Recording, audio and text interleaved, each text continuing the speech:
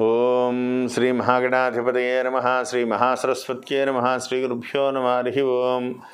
సదాశివసమారంభాం శంకరాచార్యమధ్యమాం అస్మదాచార్యపర్యంతాం వందే గురుపరంపరాం.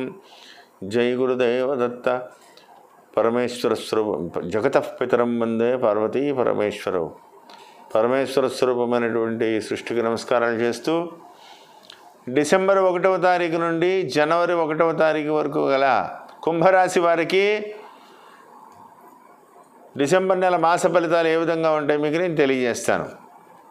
కుంభరాశిలో ధనిష్ఠ నక్షత్రంలో ఉన్నటువంటి 3-4 పాదములు, శతభిష నక్షత్రంలో ఉన్నటువంటి 4 పాదములు, పూర్వభాద్ర నక్షత్రంలో ఉన్నటువంటి 1, 2, 3 పాదములు కలిపి కుంభరాశిగా చెప్పబడుతోంది. కుంభరాశి వారికి ప్రారంభములుగా 5 జన్మస్థానమందు గురుడు, చతుర్థ కేంద్రమందు రాహువు,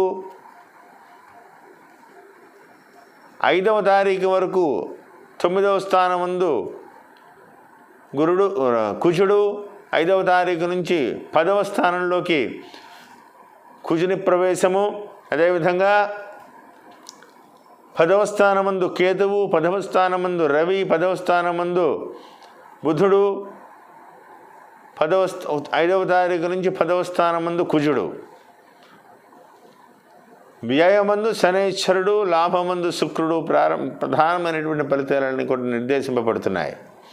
ఓ రకంగా కుంభరాశి వారికి గతించిన ఒక 5 నెలలుగా మీరు పడుతున్నటువంటి భయంకరమైనటువంటి గ్రహస్థితికి చాలా వరకు అనుకూలంగా వచ్చిందని చెప్పాలి. మానసికంగా, ఉద్యోగపరంగా, వ్యాపారపరంగా అన్ని రకాలుగా కూడా అలసిపోతూ ఉన్నారు. పంచమ స్థానం, షష్ఠ స్థానం, సప్తమ స్థానం, షష్టమ స్థానం, అష్టమ స్థానం, నవమ స్థానం ఇవన్నీ కూడా ఇబ్బందికరమైనటువంటి పరిస్థితులే గతించినటువంటి రోజుల్లో. ఉన్న గురుడు కూడా వ్యయ స్థానంలోకి వెళ్ళడం, వ్యయమందు గురుశనుల కలయిక, అష్టమంలో కుజుడు, భాగ్యమందు కుజుడు, ఇవన్నీ చాలా ఇబ్బందులు పడుతూ ఉన్నారు. వాటికి ఒక రకంగా మెల్లిమెల్లిగా మంచి రోజులు ప్రారంభమయ్యాయి మీకని చెప్పాలి. జన్మగురుడు అయితే అర్ధాష్టమ రాహు అనుకూలంగా లేరు, ఒకంత జాగ్రత్తగా ఉండాలి. పని ఒత్తిడి చాలా అధికంగా ఉంటుంది. ఉన్నప్పటికీ కూడా చాలా అంటే ఎంతో కష్టమైన పని మీ చేతుల్లో సునాయాసంగా పూర్తయిపోతూ ఉంటుంది. అది ఎందువలనంటే గ్రహస్థితి అనుకూలంగా ఉంది. గతంలో అదే పని 4 గంటలు 5 గంటలు చేసేవారు, ఇప్పుడు 4 నిమిషాల్లో చేసేస్తారు. ఎందువలనంటే అది అనూహ్యంగా మీ చేతుల్లో అది తొందరగా పూర్తి అయ్యేటువంటి పరిస్థితులు. గ్రహస్థితి అనుకూలంగా ఉంది. మాట వాక్స్థానమందు కుజుని యొక్క వాక్స్థానమందు శనైశ్వరుని యొక్క దృష్టి వల్ల, అదేవిధంగా చతుర్థమందు ఉన్నటువంటి రాహువు వల్ల అలసట, పని అలసట, వీటి మూలాన్ని కొద్ది మాట విషయంలో తొందరపడడం వల్ల అకారణంగా ఎదుటి వ్యక్తులతో నిందలు పడేటువంటి ప్రమాదం కనబడుతోంది. ప్రతి విషయంలోనూ జాగ్రత్త వహించాలి. ధనపరమైనటువంటి విషయాల్లో ఖర్చులు అంచనాలను మించిపోతూ ఉంటాయి. ఎంత జాగ్రత్త పెట్టుకుందాం అనుకున్నా, ఎంత ఆలోచించుకుందాం అనుకున్నా మీ ఆలోచనలు తారుమారు అవుతాయి. ఏదో రూపంలో ధనం ఖర్చు అయిపోతూనే ఉంటుంది వ్యయమందు శనైశ్వరుని యొక్క ప్రభావం వల్ల. అయితే రాజ్యమందు ఉన్నటువంటి చతుర్గ్రహ కూటమి వల్ల ఒక రకంగా మీకు మంచి వార్తలు తెలుస్తాయి. రాబోయేటువంటి రోజుల్లో అనుకూలమైనటువంటి దిశగా ఉద్యోగ విషయంలో చాలా అనుకూలమైనటువంటి వాతావరణం నెలకొంటుంది. విదేశాలకు సంబంధమైనటువంటి ప్రయాణాలు కూడా మీకు తగలవచ్చు. రాబోయేటువంటి రోజుల్లో అద్భుతమైనటువంటి విజయావకాశాలన్నీ కలగజేస్తాడు పరమేశ్వరుడు. వ్యక్తిగత జాతక పరిశీలన చాలా అవసరమవుతుంది.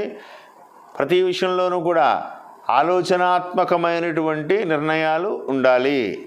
సొంత నిర్ణయాలు పక్కన పెట్టి తల్లిదండ్రులు లేదా మిత్రులు మీ యొక్క శ్రేయోభిలాషుల యొక్క ఆలోచనతోటే మీరు ముందుకు వెళ్ళాలి తప్ప ఎందువల్లనంటే వ్యయమందు ఉన్న శని ధనమందు ధనస్థానాన్ని చూడడం, అదేవిధంగా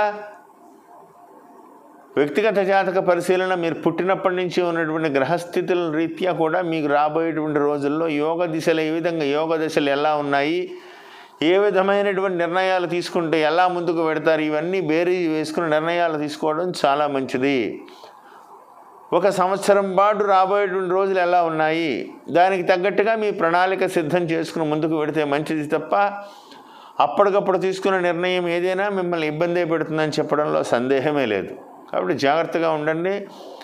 వృత్తిలో మాత్రం మీరు చేస్తున్న వృత్తిలో విపరీతమైన ఒత్తిడి పెరిగిపోతుంది.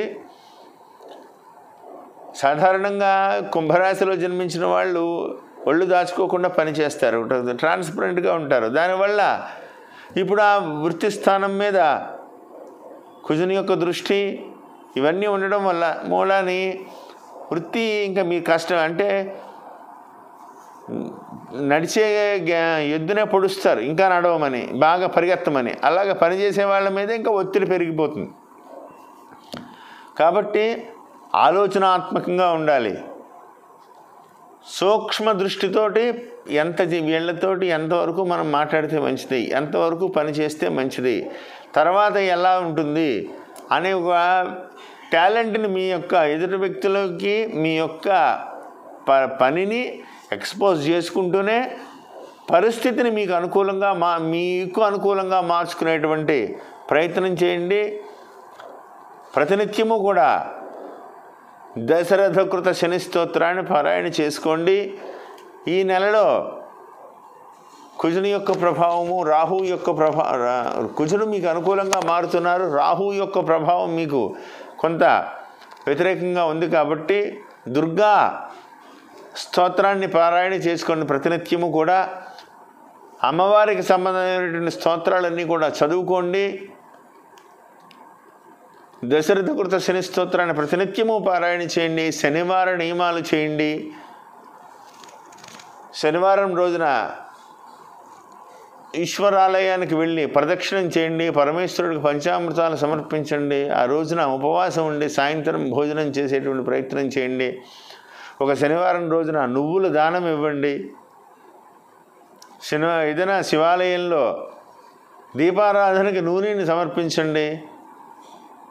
వీటి వల్ల మానసికంగా మీకు ప్రశాంతత లభిస్తుంది. ఆలోచించి నిర్ణయాలు తీసుకోండి. తొందరపడవద్దని ప్రత్యేకంగా చెప్పదగ్గ సూచన. ఏది ఏమైనప్పటికీ కూడా గతించినటువంటి నెలలతో పోలిస్తే కొంతవరకు శుభ సమయం ఆసన్నమైంది, వచ్చింది. రాజ్యమందు ఉన్నటువంటి పరిస్థితి బాగుంది, లాభమందు ఉన్నటువంటి పరిస్థితి బాగుంది. గురుని యొక్క వ్యతిరేక ప్రభావం కూడా తగ్గింది. అయితే జన్మమందు ఆయన లోహమూర్తిగా సంచరిస్తున్నారు కాబట్టి